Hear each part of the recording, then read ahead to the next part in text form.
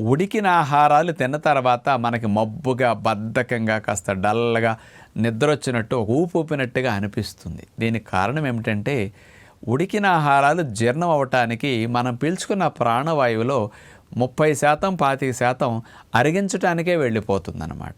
అందుకని ప్రాణవాయువు అటు వెళ్ళటంతో ఇటు కాస్త తగ్గినట్టు అనిపించి డల్లగా, మబ్బుగా మనకు అనిపిస్తుంది అనమాట.